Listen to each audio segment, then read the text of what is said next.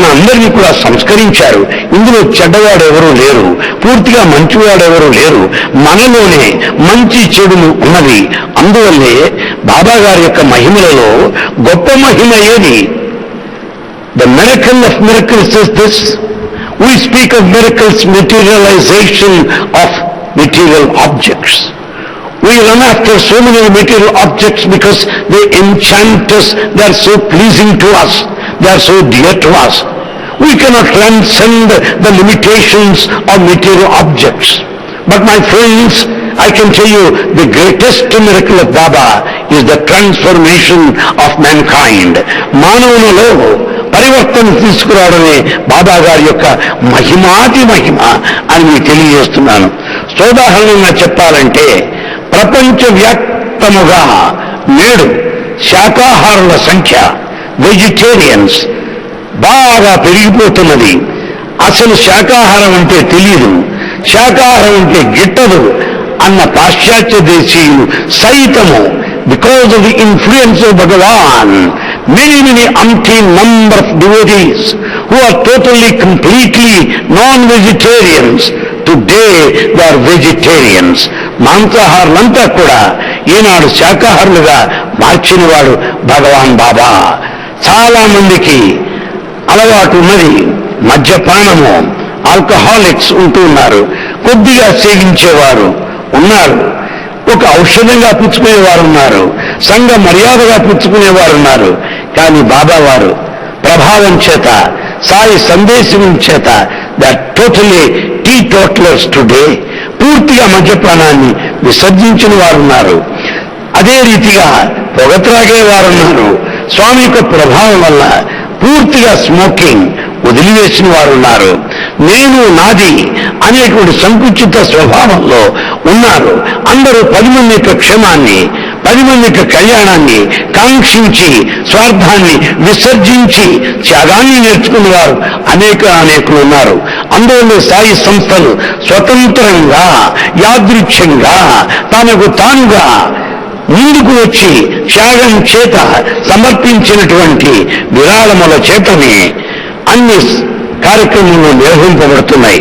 అందువల్ల Sai inside you, Sai inspires you, Sai motivates you, Sai guides you, Sai consoles you, Sai cajoles you, Sai the motivator is always within you. That is the deep conviction we're suppose to have today. Anil Kumar గారు, సహస్ర చంద్రదర్శనంతోనే మీరు చెప్పినట్లుగా స్వామి 96 వసంతాలు ఉంటున్నది పూర్తయిందా? ఇదే మనం ఆదర్శంగా తీసుకోవాలా? స్వామి వాక్కు వేదవాక్కు అని చెప్పేసి అంటారు. దీన్ని ఎలా అర్థం చేసుకోవాలి సాయి భక్తులు, ఈ సమాజం, ఈ ప్రపంచం? ఒక విషయం చెప్పాలి.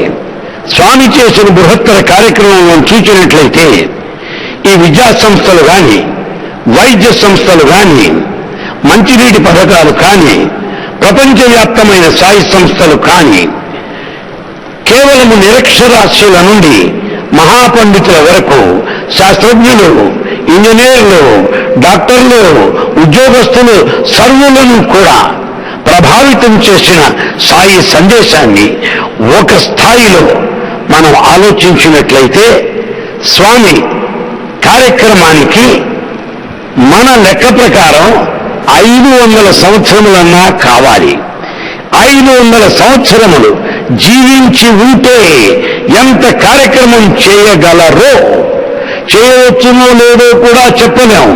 అలాంటి 500 సంవత్సరాల జీవిత కాలం జీవించి ఉంటే ఎంత కార్యక్రమం చేయగలమో అంత కార్యక్రమం నిర్వర్తించిన వాడు ఒకే ఒకడు, the divine inspirer, the divine leader, Bhagavan Sri Sathya Sai Baba. Anil Kumar garu, Baba గారి అవతారం తీసుకుంటే ఈ కలియుగంలో సాయి భక్తులుగా నమ్మేది షిరిడి సాయిబాబా, సత్యసాయి బాబా, ప్రేమ సాయిబాబా.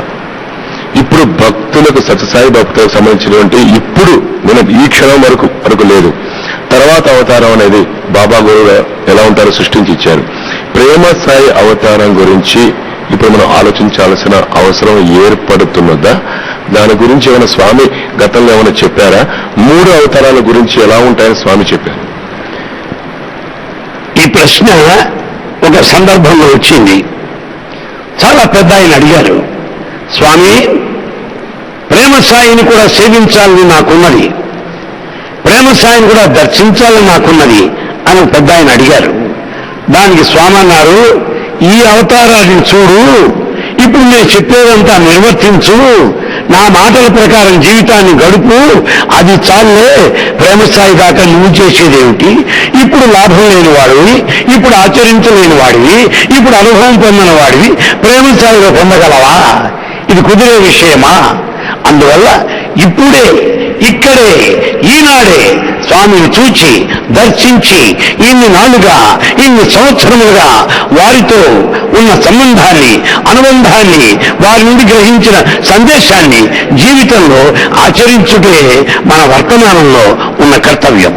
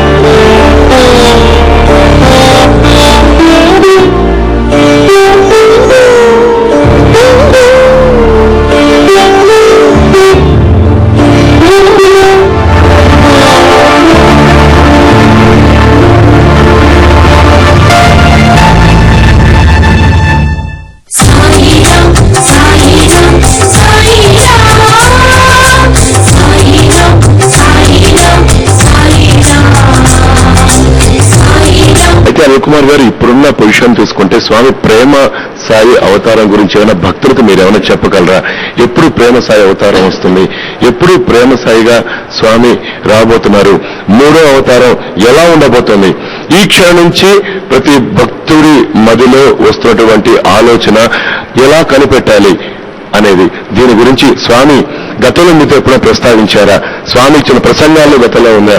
మీరు ఇంత సుదీర్ఘమైనటువంటి మీ అనుభవంలో కూడా మీరు ఎన్నోసార్లు స్వామితో ఇంటర్వ్యూలు తీసుకున్నారు, ఆయనతో పక్కన కూర్చున్నారు, మాట్లాడారు, మీతో ఎన్నో విషయాలు స్వామి కూడా మీరు చెప్పుంటారు. దీని గురించి ఇప్పుడు మనం భక్తులకి మీరేం చెప్పదలుచుకున్నారు? చూడండి, బాబా వారి సందేశంలో 2-3 విషయాలు చాలా క్లుప్తంగా స్పష్టంగా చెప్పదలుచుకున్నాను. స్వామి మాటల్లో చెప్తున్నాను మీకు, నన్ను విమర్శించేవాళ్ళు ఈ కొండంత ఎత్తునున్నారు, నన్ను కీర్తించేవాళ్ళు ఈ కొండంత ఎత్తునున్నారు. నన్ను విమర్శిస్తూ వారు ఆనందపడుతున్నారు, నన్ను కీర్తిస్తూ వీరు ఆనందపడుతున్నారు. మీ ఇద్దరి ఆనందమే నా ఆహారము అన్నాడు స్వామి. కనుక మనం ఏదన్నప్పటికీ కూడా స్వామికి ఏది వర్తించదు. అందరూ ఆయన బిడ్డలమే. తెలిసి ఒకటి, తెలియక ఒకటి, అంతా స్వామి విషయమే. ఇది గుర్తించాలి. తెలియక అనేక రీతులుగా భావిస్తాం, తెలిసి సత్యాన్ని తెలుసుకుంటాం. అందువల్ల 2 కోణములు స్వామి విషయముగా మనం భావించాలి. స్వామి మరొక మాట చెప్పారు, నన్ను బుట్టతల బాబా అన్నామనుకో, నా కోపం లేదు, నా జుట్టు అంతా బుట్టగాని మాటలున్నది. నన్ను బట్టతల బాబా అంటావనుకో, నాకు బాధ లేదు, నాకు బట్టతల లేదుగా. కనుక లేని విషయాన్నంటే నా కోపం అక్కర్లే, ఉన్న విషయాన్ని నువ్వు అంటే నేను గొప్పగా ఫీల్ అవ్వక్కర్లేదు, నా సత్యమే కనుక. కానీ ఏదనుకున్నప్పటికి కూడా ఈ విమర్శలు కానీ ఈ కీర్తిగా అంతా స్వామి గురించే. ఒకటి అజ్ఞానం వల్ల, ఒకటి జ్ఞానం వల్ల, ఒకటి అనుభవం వల్ల, ఒకటి ఊహ వల్ల, ఒకటి ప్రత్యక్షం వల్ల, మరొకటి పరోక్షం వల్ల, ఒకటి నేరుగా గ్రహించడం వల్ల, రెండవది వినికిడి వల్ల. ఇది గ్రహించాలి మనం. స్వామి 41 రోజుల తర్వాత మళ్ళీ తిరిగి వస్తారని చెప్పేసి అని స్వామి స్టూడెంట్స్ కు తన దగ్గర ఉన్నటువంటి అనుయాలకు చెప్పినట్లుగా మనకు తెలుస్తూ ఉంది. ఇంకా 14 రోజులు మిగిలి ఉంది. ప్రపంచంలోని సాయి భక్తులందరూ ఇంకా అదే నమ్మకంతో ఉన్నారు.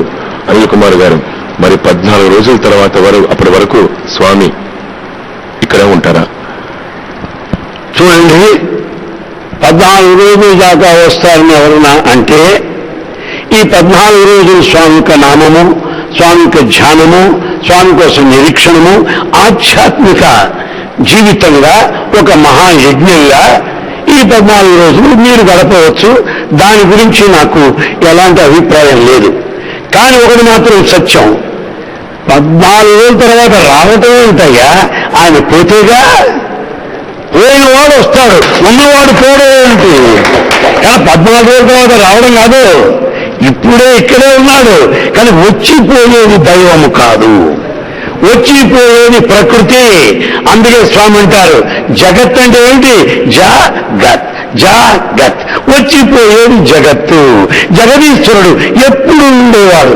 కానీ 41 రోజుల తర్వాత వస్తాడు, 14 రోజుల తర్వాత వస్తాడు అంటే ఇప్పుడు లేనట్టేగా.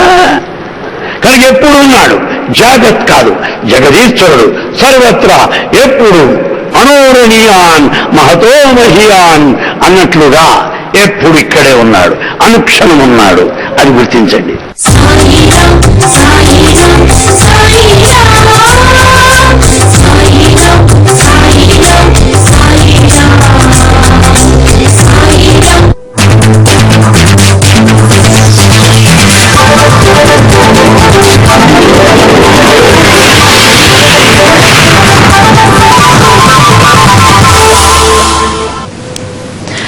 నమస్తే నందుక, వెల్కమ్ టు 0 అవర్. ముందుగా హెడ్లైన్స్. కుల్వంత్ హాల్లో బాబా పార్థివం కడసారి దర్శనం కోసం భారను తీరిన భక్తులు. బాబా అంతిమ దర్శనం కోసం తరలి వస్తున్న భక్తులు. 25 బస్సులు, 4 ప్రత్యేక రైళ్ల ఏర్పాట్లు. రేపు పుట్టపర్తికి మన్మోహన్, ప్రత్యేక విమానంలో చేరుకోనున్న సచిన్. అంత్యక్రియల ఏర్పాట్లలో రాష్ట్ర సర్కార్ 4 రోజులు సంతాప దినాలు ప్రకటన.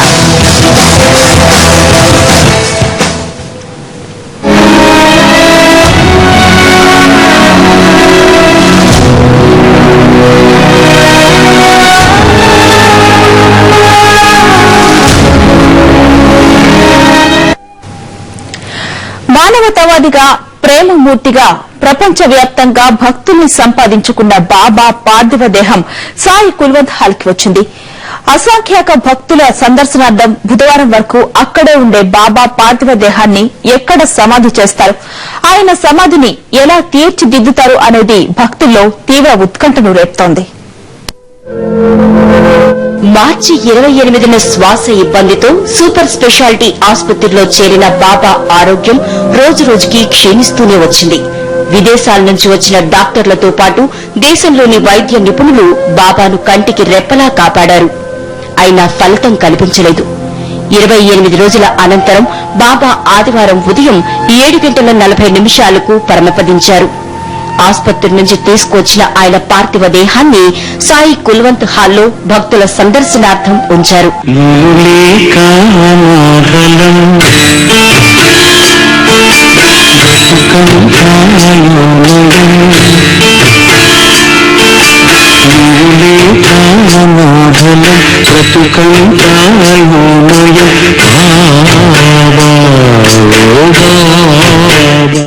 ఇంతకీ బాబా పార్థివ దేహాన్ని ఎక్కడ సమాధి చేస్తారనేది భక్తులకు అర్థం కాకుండా ఉంది. అయితే బాబా పార్థివ దేహాన్ని సాయి కుల్వంత్ హాల్ వెనుక ఉన్న సాయి భజన మందిరంలో సమాధి చేయాలని సత్యసాయి ట్రస్ట్ భావిస్తోంది. వివిధ దేశాల నుంచి వచ్చిన భక్తులు బాబాను సందర్శించుకున్నాక బుధవారం బాబాను సమాధి చేస్తారు. పార్థివ శరీరం ఎలా ఉందో అలాగే సమాధి చేస్తారు. ఇంతకీ బాబా సమాధి ఎలా ఉంటుంది? షిరిడీ సాయిబాబా సమాధి ఉన్నట్లుగానే సత్యసాయిబాబా సమాధి నిర్మిస్తారు. అక్కడే ఆలయం నిర్మించి బాబాను పూజించినట్లుగానే పూజలు చేస్తారు. సాయి భజన మందిరంలో బాబా సమాధిని ప్రత్యేకంగా తీర్చిదిద్దుతారు. షిరిడీ సాయి పక్కనే బాబా విగ్రహం పెడతారు. బాబా కోసం సింహాసనం కూడా నిర్మించాలని నిర్ణయించారు. బాబా సమాధిపై ఆలయం ఎలా నిర్మిస్తారోనని భక్తులు ఆసక్తిగా ఎదురుచూస్తున్నారు. తాను సమాధి నుంచే మాట్లాడతానని చెప్పిన మాటలు నిజమవుతాయని భక్తులు విశ్వసిస్తున్నారు.